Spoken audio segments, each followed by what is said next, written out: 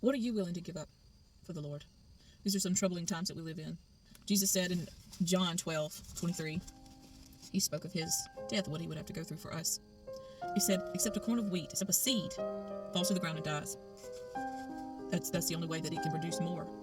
He's speaking of his death. He said, I have to die for you so that you can live, but you're going to have to follow me. We will go through a great test. It's called the tribulation. There are many things that we will have to give up. The Bible says those without the mark of the beast won't be able to buy or sell in those days. And they're coming very soon. John 12:25, Jesus said, he that loveth his life shall lose it. You love the comforts of this world, you're going to lose your eternal soul if you take that mark. And he that hateth his life in this world shall keep it unto life eternal. Hate the things that God hates. Love the things that he loves. He hates sin. Verse 26. If any man serve me, let him follow me, and where I am, there shall also my servant be. If any man serve me, him will my Father honor. Pick up your cross. In John 21, Jesus was risen, and he was with his disciples. He said, let's have some fish for breakfast. In verse 15, he said, Peter, do you love me? He said, yes, Lord, you know that I love you. Feed my lambs.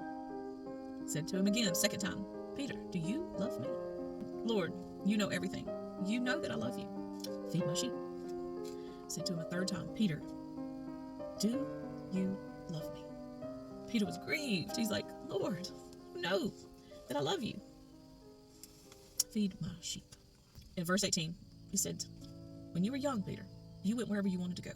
But when you're old, you'll stretch out your hands, and another will carry you.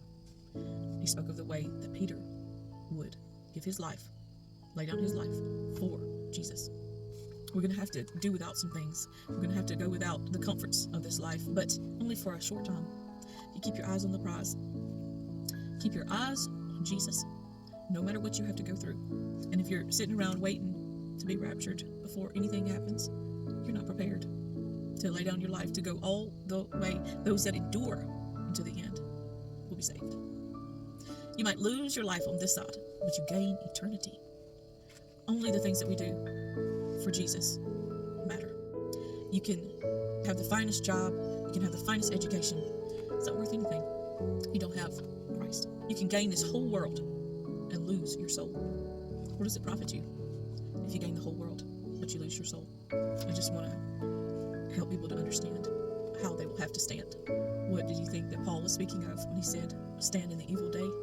What do you think the evil day that he was speaking of? He was prophesying of these times right here. In the evil day, having done all, stand. Pick up your cross. Follow Jesus. He laid down his life for us. I watched a video about when Jesus was crucified and what he went through even before he was crucified.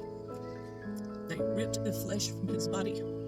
He laid down his life for us. He went through the most horrible, painful death for us. I'm just reminded of it. So many times when I think of what he went through, I'm just reminded of how unworthy I am of him, of his sacrifice, what he did for me, and how foolish I've acted in my life. So if I can reach somebody today to say, hey, we're going to have to go through some stuff, but it's only for a short time. We're going to see him. If you want to be unashamed when you see him, there's some things that you have to lay down in this life. If it's not of God, let it go.